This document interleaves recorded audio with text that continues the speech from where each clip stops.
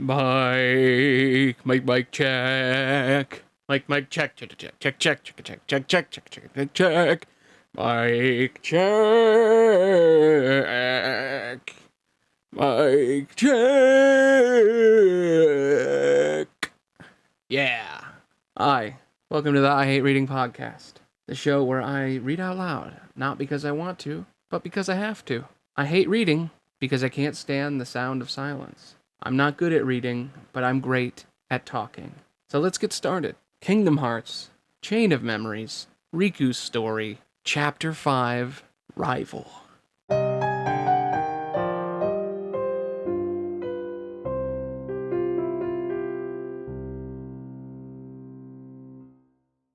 Alright then, we're back for another read of this book on page 246 out of 1200. Still going, still kicking. Let's do it. Oh, I should probably give like a recap. I didn't do that in the last one. Oof, I might want to go back and record that. Anyway, last time Riku wasn't in the episode. It was all about Replica Riku. Replica Riku, or Replica, or Repliku, whatever you want to call him. He's a copy of Riku. He's a puppet. And his memories were completely erased, and he was being rebooted with all of Riku's core memories, all of his childhood memories.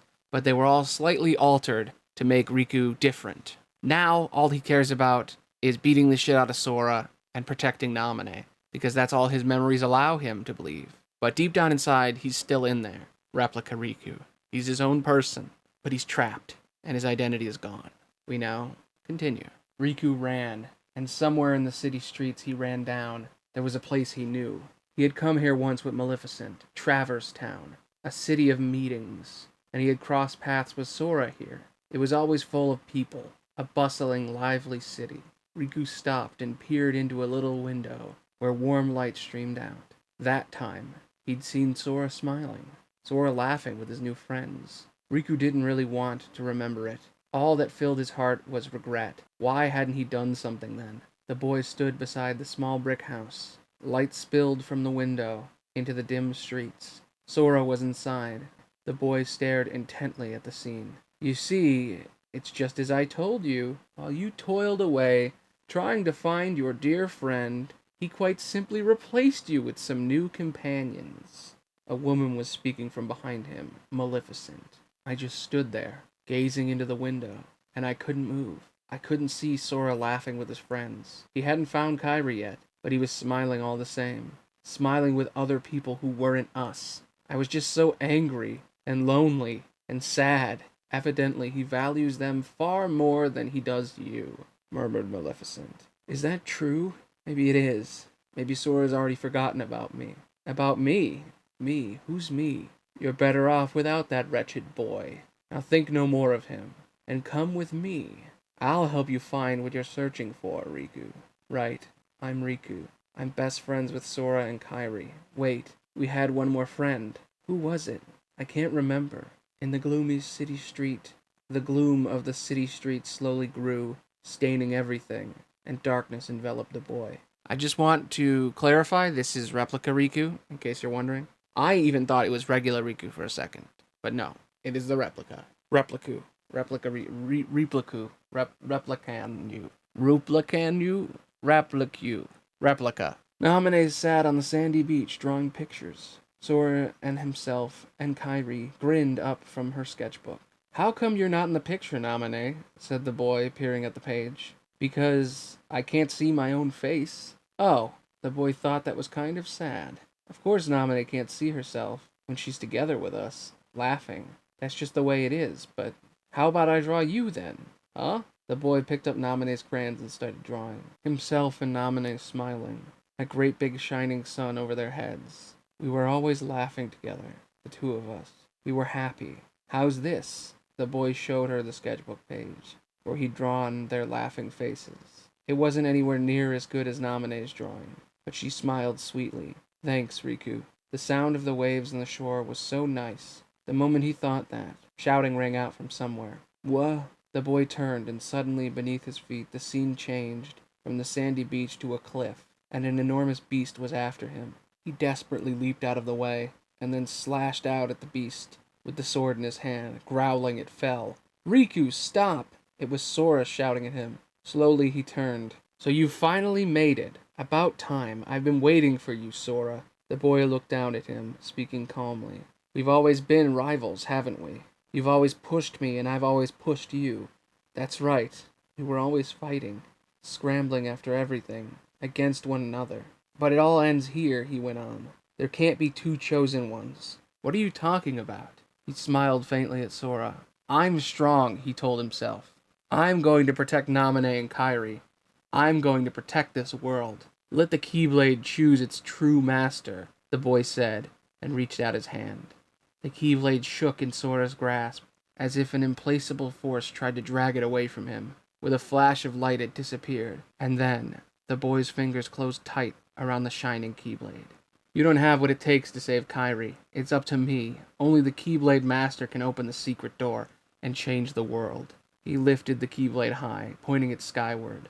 And then darkness spread out from it, and the world spun and tilted.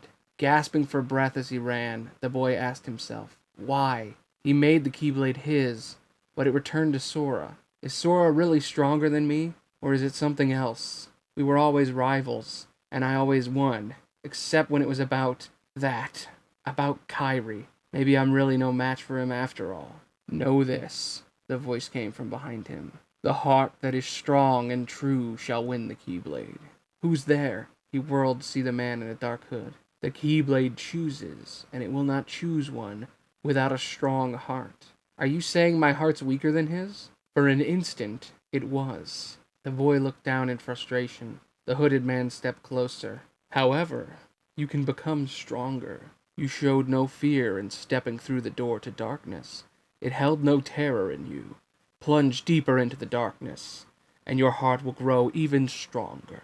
The boy shook his head. What should I do? It's really quite simple. Open yourself to the darkness. That is all. The man slowly raised his hand toward him, and a dark glow surrounded his body. Let your heart itself become all-encompassing darkness. As the man spoke, the boy felt the power within him. Power to defeat anyone. The power of darkness. With darkness on my side, I'll never lose. And then the boy kept running. He was in the darkness again. Nothing but pitch-black darkness. He had no idea which way to go. His existence, his voice, his heart. It felt like everything would be swallowed up by the darkness. Had he been here before? The boy cocked his head. The boy heard a voice call out, Riku. Right, my name is Riku. Riku! He listened to the voice in the darkness. Who was it? He weakly opened his eyes, and sunlight streamed in, too bright. Riku! Whoa! Naminé's face suddenly appeared in front of his eyes. He sat bolt upright. Don't scare me like that, Naminé. You're the one who got scared, Riku, said Naminé. But she looked a little sad. You seem kind of upset, that's all. I was dreaming. Some kind of dark thing was giving me this power. Well, I bet you'll get stronger on your own. But even as she said that, there was still a trace of sorrow in her face. Sora will too, the boy replied. Naminé shook her head. No, you're going to be the stronger one. Besides, Sora is... Hey, Riku. What?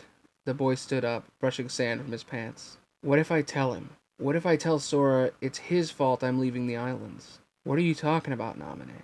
You're not going anywhere. The boy laughed. She won't go anywhere. We're all going to stay on the island and keep playing together. Actually, Bit by bit, Naminé seemed to fade in front of him. Hey, Naminé. I'm sorry, Riku. I mean, Naminé, he cried. But then he fell once more into darkness. Naminé stood in front of the machinery. There wasn't very much left. Only a little more tweaking to do with his memory. But the moment she reached out to touch the panel, someone spoke from behind her. Naminé's shoulders jumped. What are you doing, Naminé? You weren't about to mess with that fake's memories on your own time, were you? Slowly, Naminé turned around to see who addressed her. It was Larxene, standing there with a little smirk. Cat got your tongue again?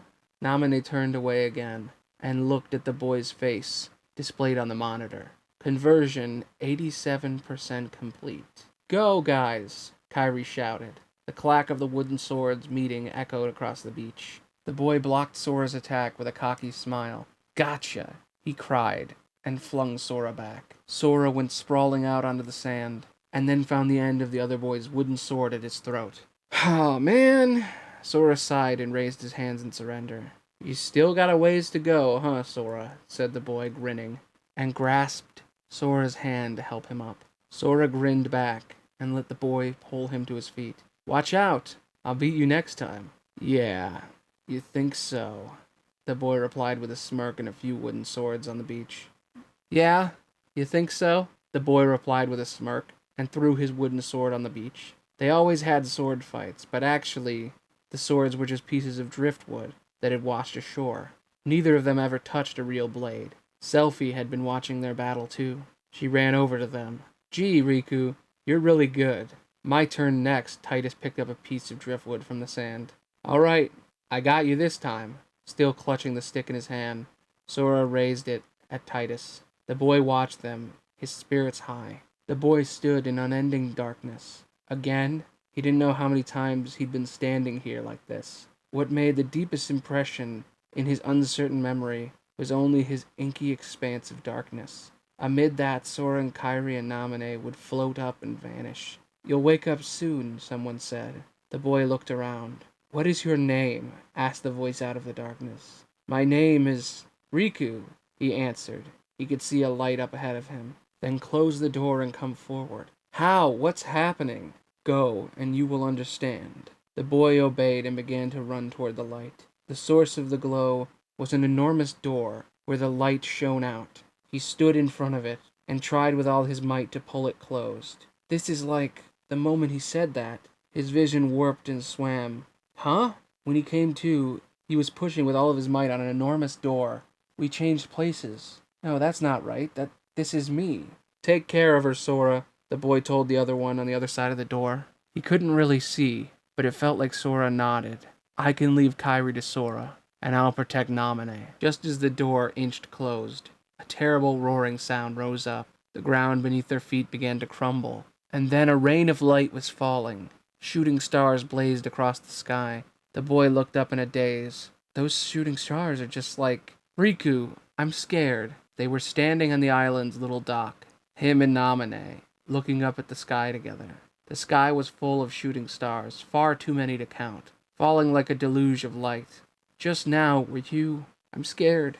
The boy tried to tell Naminé that something was strange, but seeing her so afraid, he clamped up. I was only dreaming. It's all right. I'll protect you, he said. Really? What if a falling star hits the island? If any falling stars come this way, I'll protect you. He grinned at her. Promise? Naminé said with her tiny voice. I promise, he told her steadily. Then, at last she smiled and held out a star-shaped pendant for him. Here, so you don't forget our promise. It was a charm made out of the Paopu fruit. They say that if you wear this kind of fruit, you'll never be parted from the one you love, she said. That's just... The boy started, but took the pendant and looped it around his neck. So no matter what happens, we'll always be able to find each other again, Naminé smiled. And her smile blurred again in his vision. The sound of the waves rushed sweetly in his ears. Watching the sunset from the inlet, the boy let his thoughts wander. What was she doing these days, that girl whose name sounded soft like the waves? The boy stared at the good luck charm she had given to him. Hey, Riku! What you got? Sora poked his head over and peered at the star-shaped thing in the palm of Riku's hand. Wow, it's a Paopu fruit. The boy tucked away the charm, trying to hide it from Sora, and stared out at the ocean again. Come on, what's the big deal? It is, isn't it? None of your business. For some reason, Sora just didn't remember Naminé at all. Probably because he didn't want to remember what a horrible thing he'd done, the boy thought. Because Naminé had left so soon after that day, when Sora tore up her sketchbook. And every time the boy thought of Naminé, he hated Sora's cheerfulness just a little bit more. Let me see. No.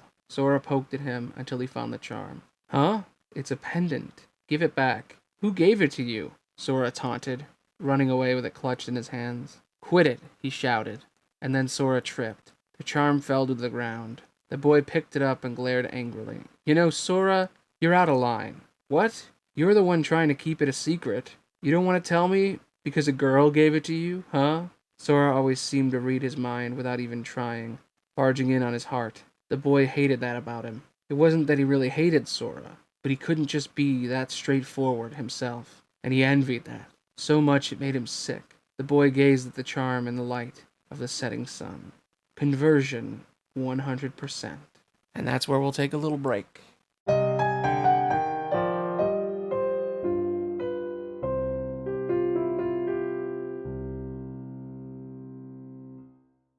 Hey, you enjoying the show?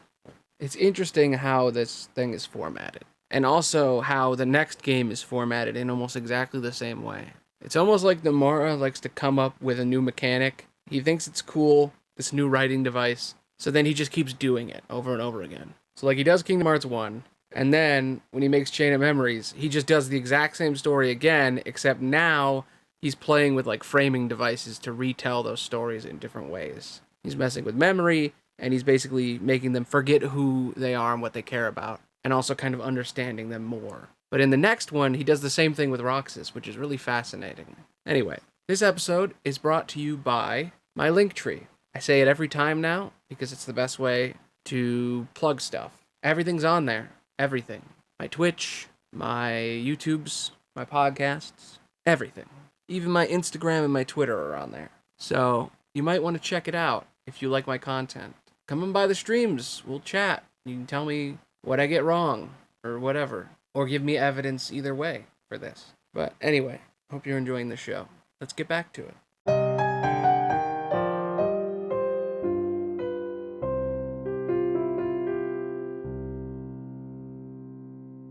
A yellow star-shaped charm made from the Paupu fruit rested in the palm of his hand. Where am I?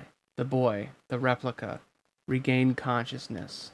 He was standing in a room made all of marble, but he had the unnerving sense of something not quite right. What's the matter, Naminé? Hearing that name, the replica looked up. Naminé, right. Yeah, that was it. Why so glum? Is there something troubling you? Larxene teased. You feel just awful about tinkering with Sora's memories. Is that it? Or maybe... The boy stepped right in front of her. Cut it out, Larxene. Naminé doesn't want to remember Sora. Oh, I get it, Larxene shrugged. Don't worry, he told Naminé. Whatever's hurting you, I'll make it go away. I swear on the good luck charm you gave me. She only looked at the replica, with her eyes full of sorrow. See you, he said, and left the room. Another marble hall. Now it was a familiar scene. The replica kept on waiting for Sora. This time he had to defeat Sora. That thought and nothing else filled up his mind. At the slight sound of footsteps, he looked up and said, Can you take a hint, Sora? I told you to go home. Sora stopped, smiling at him. Not till I rescue you and Naminé. I don't remember ever asking you to rescue me. The replica raised his sword. That's right. We don't need to be rescued, he thought. I'm going to stay here in Castle Oblivion with Naminé. But Kairi's waiting for you to come home. That was one of the king's retainers. From behind Sora. Goofy. That was it. Kairi, the replica murmured. That girl was so faint in his memory. But I have Naminé, he told himself. That's right. Kairi's waiting, said Sora. The replica snorted. Riku snorted. You're the one who forgot. I told you. When we close the door to Kingdom Hearts, take care of Kairi. Give it up. I'm not going back to the islands, not for anything. It's not just for Kairi, said Sora, still trying desperately. What about all our other friends? All our other friends? Maybe there had been some others too, but like Kairi, he could hardly remember them at all. You can have those losers, the replica shrugged. I already forgot 'em. Hey, that's enough, Sora shouted. What about you, Sora? Do you actually remember what they all look like? Their voices? Of course I remember... Sora started and broke off. So Sora was losing some of his memories too. That made the replica feel just a little bit better. It's not just me. It's this place making our memories all foggy. Don't feel bad. That's what this castle does to you after a while, the replica told him, smirking. It's great. You forget about all the useless stuff, and remember for the first time what really matters. And I remembered, Sora. Now I know the one thing that's most important to me.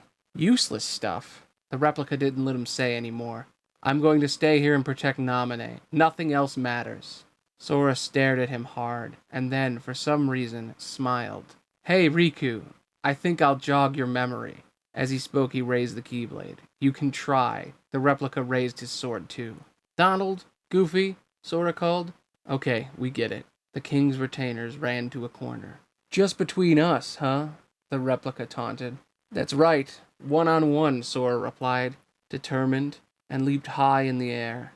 The replica blocked his strike, but the strength in it made his hands tingle. Don't you remember, Riku? We were always fighting like this on the beach. I remember you losing. The replica pulled the keyblade away and swung his sword. Then you can remember more than that, Sora cried. They attacked and blocked and countered over and over until they were both out of breath. Come on, Riku, remember! Their weapons clashed with a tremendous clang, and the replica's sword went spinning through the air. He fell on one knee. Riku, too bad, Sora. I'm not remembering a thing. Wavering, he stood up again. But we can keep fighting if you want. But seeing him like that, Sora didn't want to. He reached out his hand to the replica. Come on, Riku. Never mind fighting. Let's go help Naminé. Together. Riku shoved his hand aside. Yeah, right. That's just like you. Always barging in on my heart. What's that mean? Sora demanded. I'll never forget what you did to me that day, when you'd already forgotten about Naminé. You forgot that too. You never cared. It never mattered to you. With that, the replica turned away and ran up the stairs through the next door. His memories with Naminé and the good luck charm. But why do I hate Sora so much? Why? Clutching her sketchbook to her chest, Naminé gazed on the images of the boys in the great crystal ball. Axel went to her side. You have my sympathies. From my heart. She looked up at him. But don't waste your time, he said. We nobodies can never hope to be somebodies. Naminé's gaze dropped again. All of this is my fault, because of what I did. Say, Naminé, Axel murmured closely, as if he didn't want to be overheard. Isn't there something else you can do? But she only stared at her lap, motionless as a doll. Well, there we go. Chapter 5. I'm super tired. real tired. 3 more chapters. It's crazy. 6 is pretty short. Oh, wait, never mind. 6 is actually incredibly long. Holy shit. 6 is long. 7 is long. Oh my god. 8 is long. Jeez. I thought I was almost done. I don't know if I'm going to get all these done. I kind of want to go to sleep. Maybe when I get up I'll do it. I don't know. This is a rough one. This is a real rough one. Anyway, I hope you enjoyed this. I enjoyed this. As always, thanks for listening. Thanks for watching. Bye.